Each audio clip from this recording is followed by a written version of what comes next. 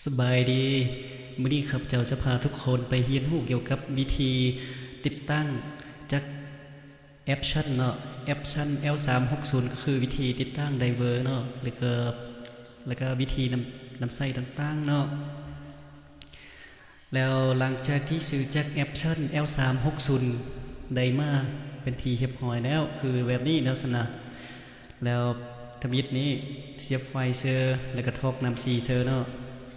ขั้นตอนทำอิฐก็คือเปิดขั้นตอนที่2นั้นก็คือกดปุ่มนี่เนาะค้างประมาณ2 ถึง 3 วินาทีนี่เนาะเพื่อให้นำสีแล่นเนาะนำสีมันจะแล่นทั้งนี้ออกมาแล้วก็เครื่องจักรมันจะแล่นเฮ็ดเวียกเนาะกดเลยเนาะต้องกดค้างเลยเนาะกดค้างโดนๆเลยประมาณ6-7 วิถึง1 นาทีนี่เนาะแล้วหลังจากที่มันแล่นวิธีเรียบร้อยแล้วเราก็ลองเนาะวิธีลองคือสแกนวิธีทำอิฐคือเขาต้องสแกนลองเพิ่งเนาะสแกนสีอันนี้จะเป็นสแกนบ่มีสีนั่นเนาะเป็นสแกนสีดำเนาะมันจะก๊อปปี้บ่จะสแกนเจียอย่างต่างๆนั้นจะเป็นสแกนสีด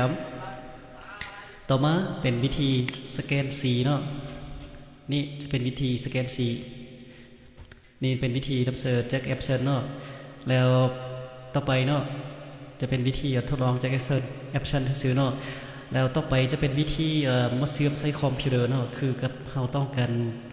ารมาก๊อปปี้บ่ต้องการอินเป็นปริ้นเอกสารบ่สินะแล้วจะมาแนะนำวิธีเกี่ยวกับ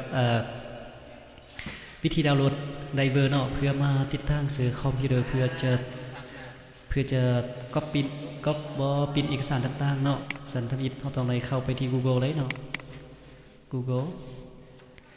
แล้วก็ลองเขียนเป็นแอปชั่นเลยเนาะแอปชั่นของ L360 Driver เลยเนาะก็เต็กเลยนะมันจะออกมาแบบนี้ออกมาปึ๊บแบบนี้เนาะแล้วเลื่อนลงเลยเนาะเลื่อนลงเลยจะเป็นแอปชั่นของนี่นะมันจะเป็นแอปชั่นมันจะมีครบอยู่นี่เนาะเป็น WinSP 632 บิตบอเป็น VSP อย่างมันมีครบอยู่นี่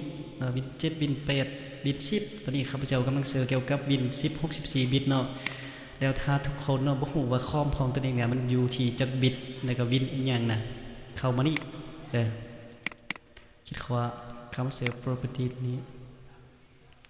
นะ Win มันจะเป็น Windows นี่นะ Windows 10 Pro นี่นะแล้วแรม4 กิกเนาะจะเป็นของ64 บิตแล้วของแต่ละคนมันจะเป็น32บ่หรือว่าเป็นวินนะวิน8บ่32บ่ต้องเข้าไปเลือกอยู่นี่เป็นวิน8 64บ่วิน8 32บ่วิน7หยังบ่สินะแล้วตอนนี้ข้าพเจ้าอยู่ที่วิน10เนาะวิน10 64 บิตข้าพเจ้าจะดาวน์โหลดตัวนี้นะได้แล้วหลังจากที่ดาวน์โหลดตอนนี้แลนสำเร็จเข้ามาที่ดาวน์โหลดเลยนะโอเคอยู่นี่นะมันจะดาวน์โหลดมาอยู่นี่แล้วก็ทำกันเปิดเลยเปิดRun Administratorหลังจากที่ออกมาปึ๊บแบบนี้เนาะต้องได้เสียบไหนเนาะต้องได้เปิดคอมต้องได้เปิด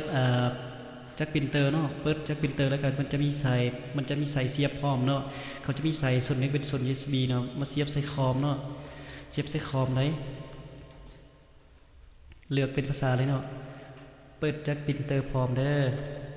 แล้วตอนนี้ครับเจ้ายังบ่ทันเปิดเด้อเนาะตอนนี้มันฮอตขั้นตอนนี้มันกำลังซอกหาสินะมันกำลังซอกหาอยู่สนะ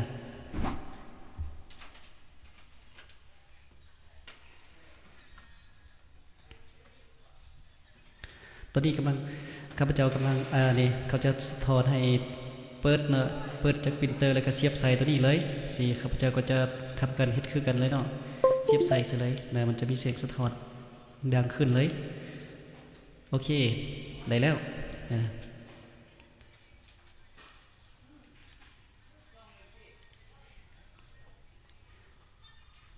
มันยังคนหาเถื่อเนาะคนหาบ่พบเถื่อนะมันคนหาพบแล้วมันจะบอกว่าสำเร็จโอเคหลังจากที่สำเร็จแล้วทุกคนเนาะเข้าไปที่ Control Panel นี้คิด2 เทื่อได้เนาะเข้าไปที่ตัวนี้ แล้วก็ตัวนี้นะออกมาแอปชั่นของ L360 ตัวนี้คิดตัวนี้เลย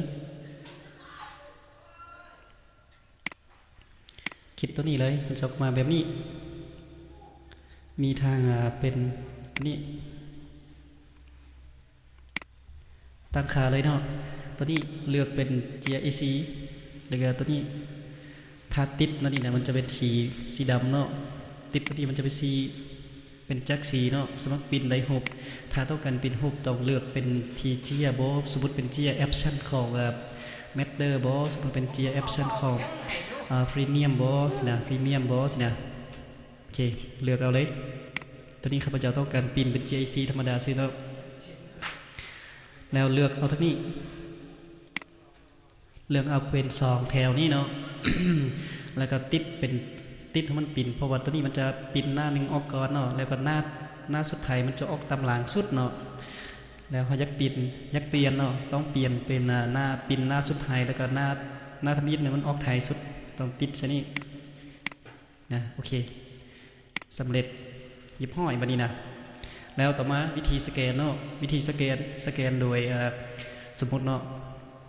เอาเจียมาสแกนเป็นลายตำรานี่นะคิดคอนี่ลงไปทีนะมันออกมา start scan นี่นะตอนนี้มันบล็อกให้เราเจียไปป้าอยู่ต้องไปเปิดเนาะเปิดอยู่นี่เนาะเปิดอยู่แถวนี้เนาะเปิดตัวนี้ขึ้นเนาะเปิดตัวนี้ขึ้นเปิดตัวนี้ขึ้นแล้วก็เอาเจียไปบางใส่เนาะแล้วก็ปกตัวนี้ลงอีกแล้วมันจะมากดอยู่ที่แถวนี้เลยมากด start อยู่แถวนี้เลยกด start นะ start scan นี่นะกด start scan นี้เขาจะเป็นรูปบอนี่นะจะเอาเป็นรูปบอเอาเป็นตัวหนังสือบอสเนี่ยเป็นรูปบอเอาเป็น document บอหรือว่า add profile บอสเนี่ยมันมีละเอียดแล้ว จะเอาเป็นสีบอหรือเอาธรรมดานี่หรือว่าจะเลือกเป็นรูปอีกอย่างนี่นะเป็น GPG นี่นะเนาะหรือว่าPNG บอนี่นะเห็ดเลือกเอาเลยเนาะแล้วขนาดเชลสำไรเนาะแล้วก็เริ่มสแกนได้เนาะพอตอนนี้ข้าพเจ้าบุทันมีอย่างเลยอยู่ในมันยังสีขาวอยู่เนาะข้าพเจ้าก็จะเริ่มสแกนให้ลองมันเนาะบูบีอย่างเลยเนาะแล้วข้าพเจ้าก็จะเอาเจียนึงไปป้ายอยู่เทิงเนาะเราถ่าเด้อ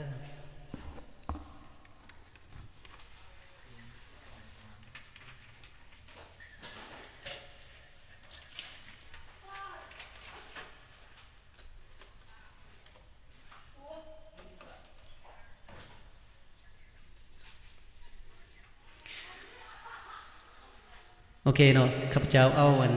กับหนึ่งเนาะเอากับทานั่นเนาะเอากับไปสแกนลองเบิ่งเนาะมามันสิเป็นอะไรเนาะทุกคนลองติดตามไปนำกันเลยเนาะนี่เป็นวิธีสแกนเด้อน่าจักนิ่งดังๆติดอยู่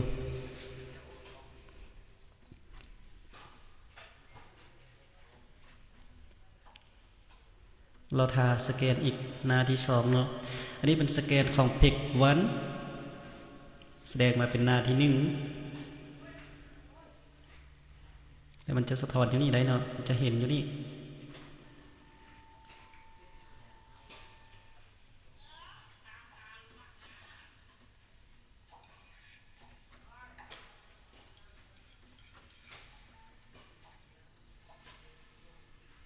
สแกนอีกเป็นพิก2เนาะเพราะว่ากับของข้าพเจ้านี่มันน้อยนะมันน้อยซ้ำนิ้วนี่ซื้อแล้วก็มันหนาอีก2นิ้วอีกเนาะมันหนาแล้วก็เลยมันเปิ้นให้อันโตนี่นะโตมันบางนี่นะมันเปิดสูงเลยมันสูงระดับนี้เลยเนาะสันมันก็สแกนเป็น2หน้าเลยมันหน้านึงเป็นสีขาวหน้านึงเป็นอย่างนั้น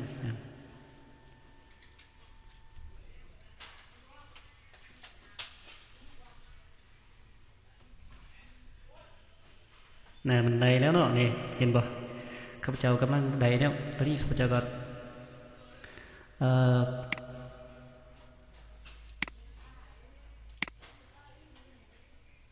เอาเป็น next เลย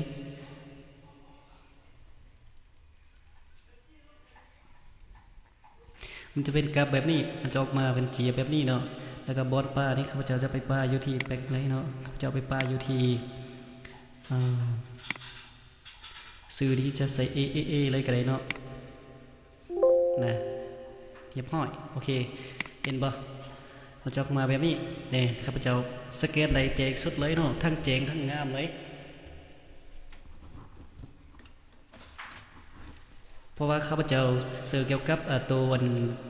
กับน้อยนี่นะกับของด็อกเตอร์สกินแคร์นี่นะเอามาสแกนให้ทุกคนเบิ่งเนาะว่าวิธีสแกนนี่มันใดแล้วตอนนี้เขาต้องการปินก็เขามีเดทกดปินเลยเนาะเนี่ยกดปินออกมาเลยสมมติข้าพเจ้าต้องการปินเลยตัวนี้ข้าพเจ้าต้องสแกนแล้วกับปินมาเลยปินเป็นเจียอีนั่งนี่ต้องกำหนดเป็น GIC เลยเนาะ GIC นะ GIC แล้วก็ฟูลเพ็กฟูลเป็ดนี้แล้วจะเอาหน้าเดียวบ่สินะเอาถ้าต้องการเอาจักหน้าก็เติมสมิบวกนี้นะต้องการเอาหน้าเดียวก็มีแต่กดปินเลยง่ายใดเท่าที่ง่ายใดเนาะได้มันออกมาตอนนี้ได้เนาะตอนนี้จักมันปินโอเคหลังจากที่มันปิดสำเร็จก็สำเร็จแล้วเนาะมันจะออกมาเต็ม GIC เลยมันจะออกมางามคือเป๊ะอยู่นี่เลยตอนนี้จะเป็นจักที่ว่างามตอนนี้ข้าพเจ้ากระสอนเป็นทีเรียบร้อยแล้วอยากให้ทุกคนเนาะช่วยกดไลค์กดติดตามให้แน่เนาะยังบอสใดที่ยังบ่ทันเข้าใจเนาะอยู่ใจใดก็กรุณากดไลค์กดติดตามเลยก็คอมเมนต์เลยจะมาสอนตำรางเลยเนาะ